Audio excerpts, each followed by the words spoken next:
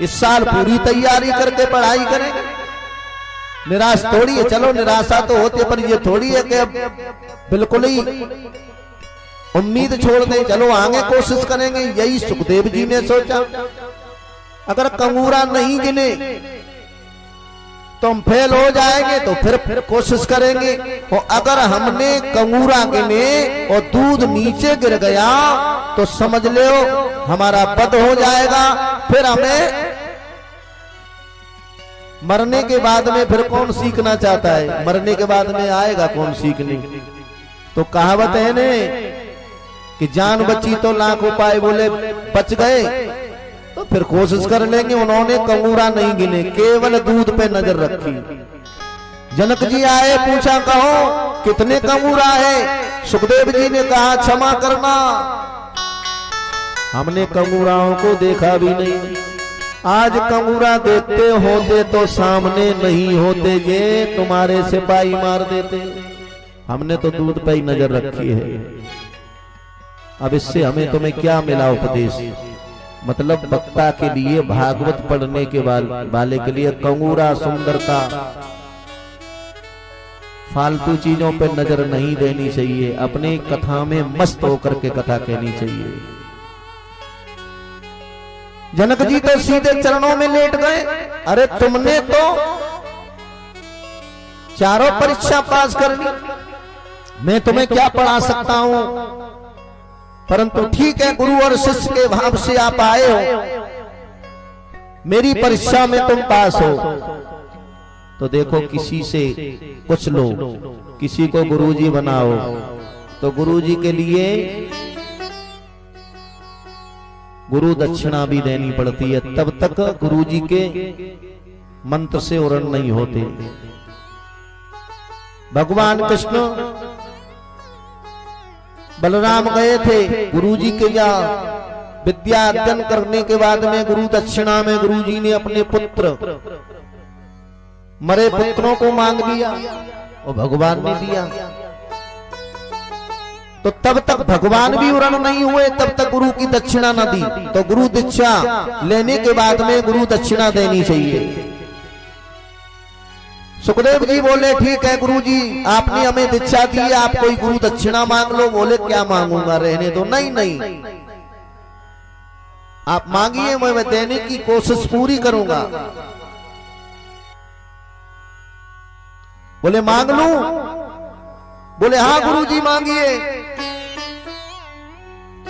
हमें गुरु दक्षिणा में ऐसी चीज दे दो जिसकी संसार में कोई वैल्यू ना हो।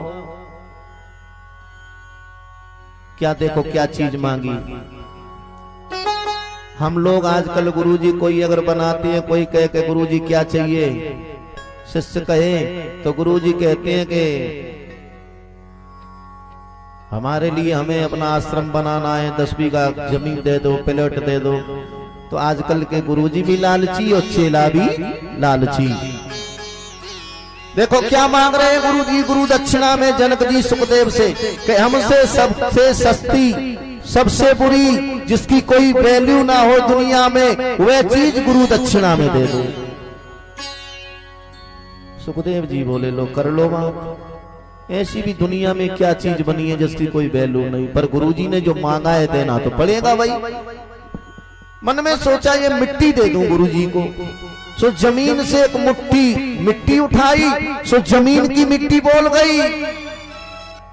सुखदेव जी मतलब हमारी कोई वैल्यू नहीं है दुनिया में। अरे हम में ही अन्न धन होता है, हमारे से ही तो अन्न उगता है, हमारी तो बहुत वैल्यू है। वो मिट्टी पटक दी, अब क्या दूं? मन में सोचा जैसे हम लोग घर में जो गंदगी हो जाती है झाड़ू लगा के एकत्रित कर देते हैं, इकट्ठा करने के बाद में खेतों में डालते हैं, उसको क्या बोलते हैं? खाद बोलते हैं ना। गांवों में उसे घूरा बोलते हैं एकत्रित करने को, जो घूरा पूजा जाता है। बोला इसकी कोई वैल्यू नहीं है, लोग घर से भी इसको साफ करके बाहर फेंकते हैं, तो यही दे दूं। सो गुरुजी के लिए एक मुट्ठी उठाई, वह भी बोल पड़ी, वो गंदगी भी बोल पड़ी। सुखदेव जी क्या कर रहे हो? मतलब हमको दुनिया में सबसे बुरी चीज समझ रहे हो?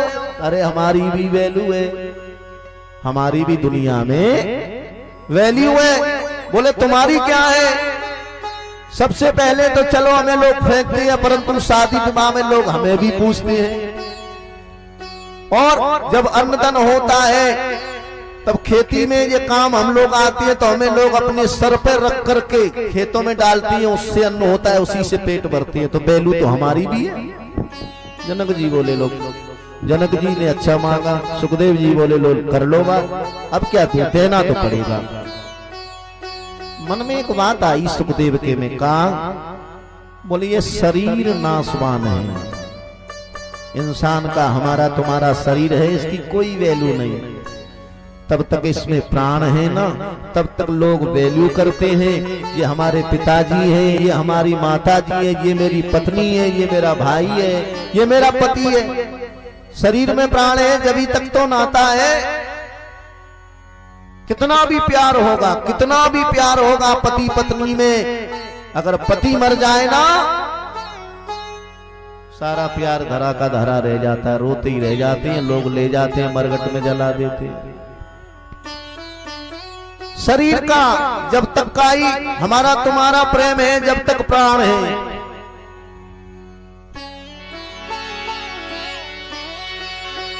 देवी तक पत्नी का नाता, देवी तक पत्नी का नाता, पहली तक पत्नी का नाता, देवी तक पत्नी का नाता, पहली तक पत्नी का नाता, पौधी तक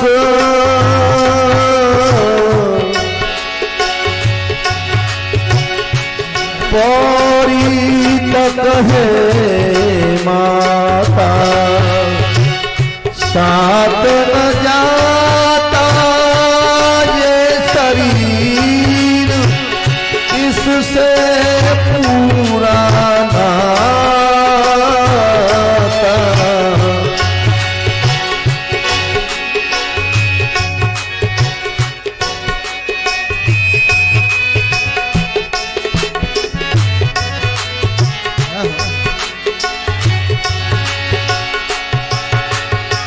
पहली तक पत्नी का नाता, पौरी तक है माता, मरघट सत्संग संग संगाती, हंसो अकेला जाता, हमसे अकेला जाता, हमसे अकेला जाता।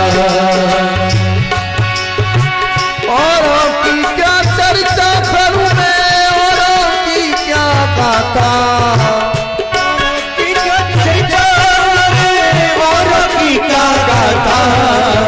साथ न जाता ये शरीर, जिससे है पूरा नाता, साथ न जाता संग जिससे है पूरा नाता, साथ न जाता ये शरीर, जिससे है पूरा नाता, साथ न जाता ये शरीर, जिससे है पूरा नाता। उससे सुआगे भजन ही है प्राणी, एक दिन जीव तू जाए अकेला, इससे तो आगे भजन ही है प्राणी।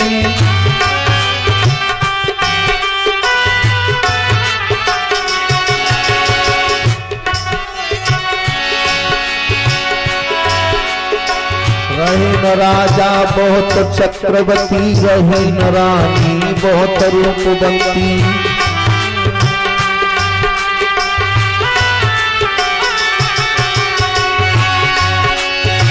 रहे न राजा बहुत चक्रवर्ती, रही न रानी बहुत रूपवंती, रहे न वृक्षा जल मूल शाखा, रहे न ब्रह्मा जिन वेद भाषा, रहे न ब्रह्मा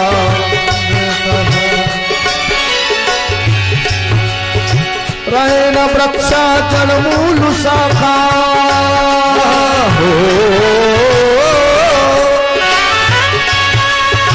रहे न वृक्षा जड़ मूल शाखा, रहे न ब्रह्मा जिन पे प्रभाका।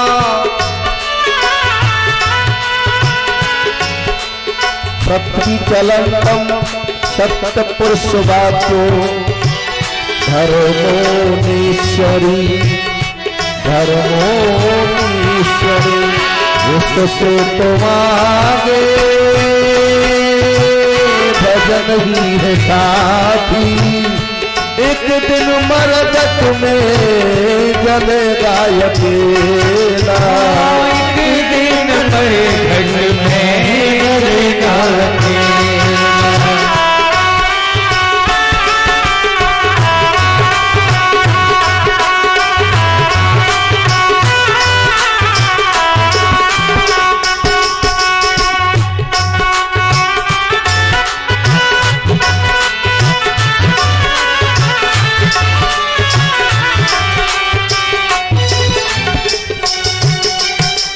गोविंद भगवान की जय हो। बोलना पड़ेगा राधे राधे।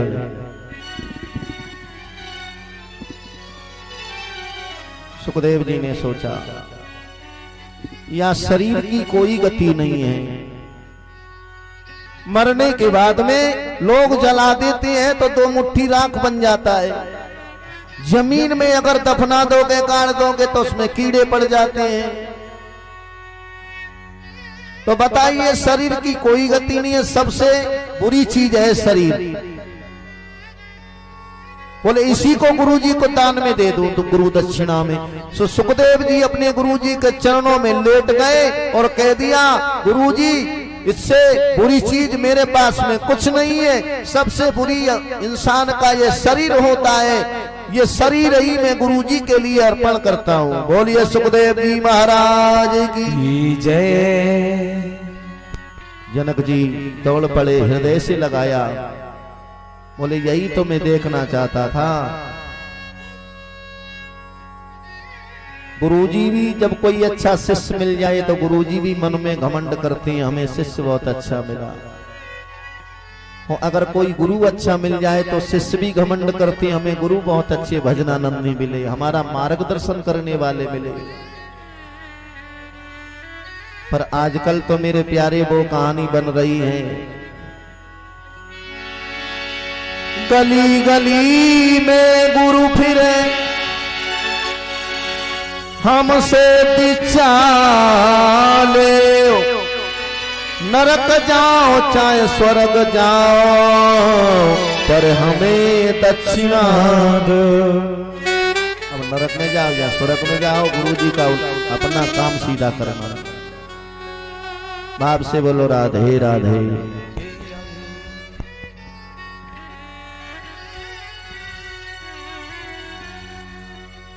विद्याधन करके सुखदेव जी पिताजी के पास पहुंचे। एक बात आपसे पूछ रही है, ध्यान देना। सुखदेव जी ने कथा सबसे पहले किनको सुनाई? सबसे पहले भागवत किसको सुनाई?